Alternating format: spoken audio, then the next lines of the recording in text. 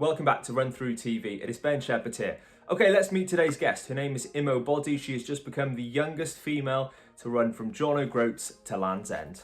So I'm 22.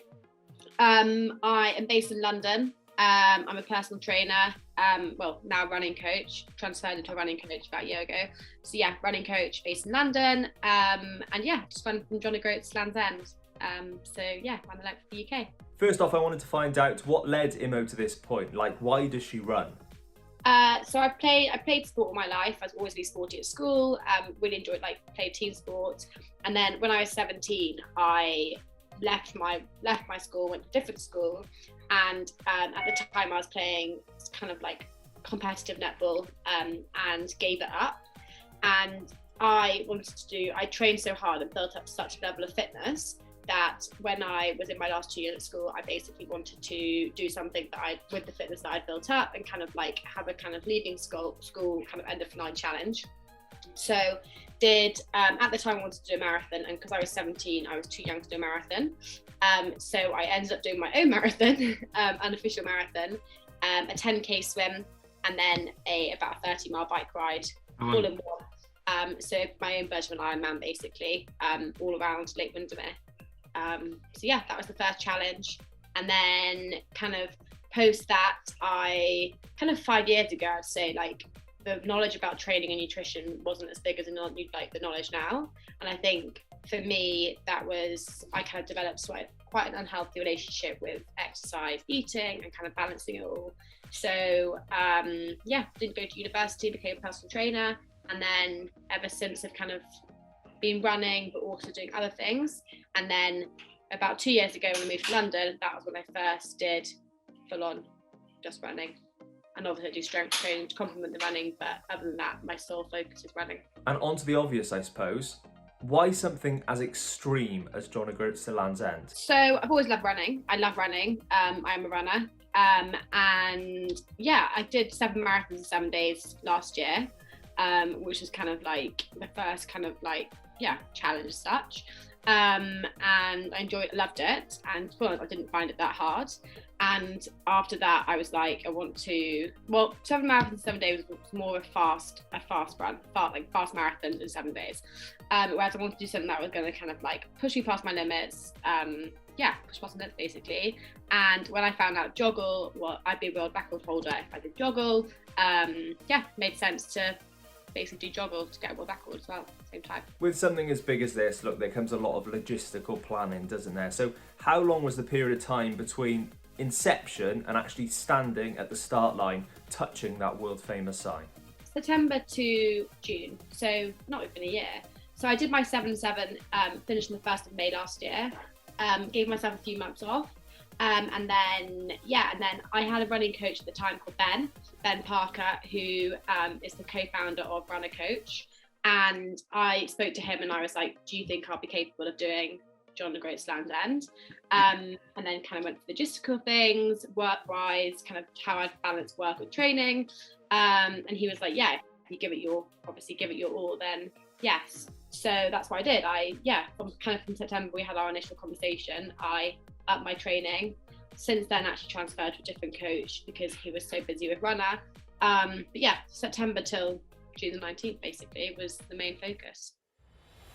On June the 19th, I'll be running around 850 miles from John O'Groats to Land's End. It's going to be crazy. It's going to be the hardest 22 days of my life. I'm running from John O'Groats to Land's End for a number of reasons, partially because I used to have an unhealthy relationship with food and exercise, and I've had my own mental health journey. I'm now raising money for Young Minds, which is a teenage mental health charity. It was kind of a 2-year horizon idea, of which we very quickly knew that was coming sooner and sooner. What impresses me most about working with Imo is her just relentless desire to be better. When there's something really hard, I think that's when you really kind of find yourself. You realise how lucky you are, you realise how grateful you are, you realise how powerful the body is. All right, let's get into the actual run itself. Standing next to, as I've already called it, that world famous sign with 800 miles to go, over 800 miles. What was that feeling in Imo? Excited and nervous. I don't think my until the last day, I had nerves every day, regardless. Okay. I had the start of every day was horrible. I knew I had 60k to go, which 60k on a normal day, without having to do 22 days, is obviously a massive distance. So I knew I had 60k to go. Obviously I had all the weather thrown at me and whatever. So the start of every day was, I was probably more nervous on day 3 and 4 when I knew that I'd already done 2 days. So I kind of knew what to expect, but I also knew I had, 15, plus 6, however many days more to go. So at the start I was excited, but I got more nervous as I went on, to be honest. You know what it's like, right? You've got a long run on the books. You don't really want to do it. You haven't really got the internal motivation.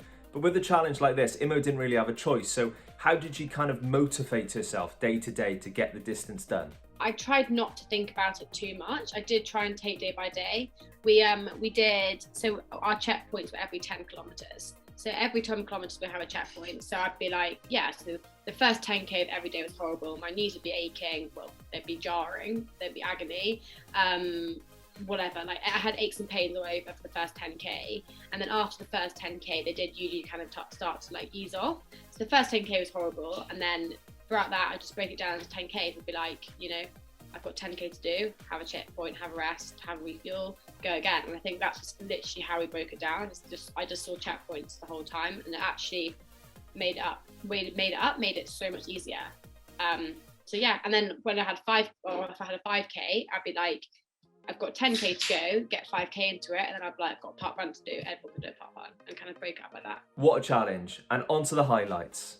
My first highlight was, we had been in Scotland. I think it was day 4 or day 5. Day 4, I want to say, and we just got to Inverness. And we'd been running, obviously, 60k a day for 4 days or whatever it had been.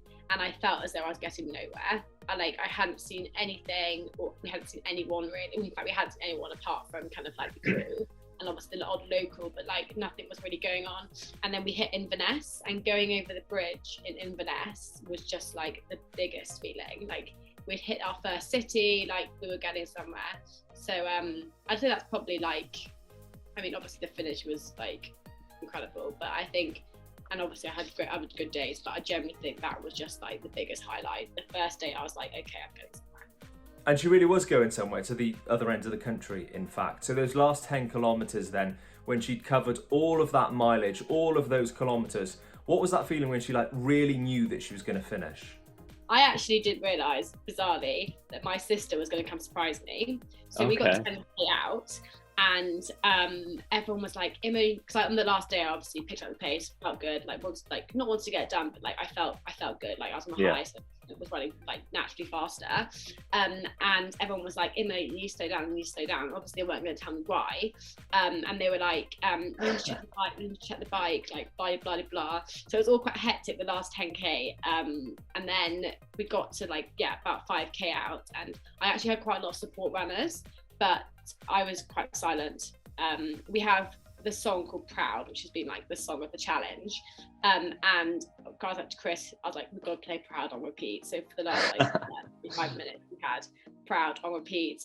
And yeah, you could obviously see the sea, see the cliffs. So yeah, it was a pretty amazing feeling, listening to Proud, and then I was silent. Chris was next to me, who'd obviously been the rock throughout. Yeah, it was pretty amazing. And touching that sign. Lot of tears.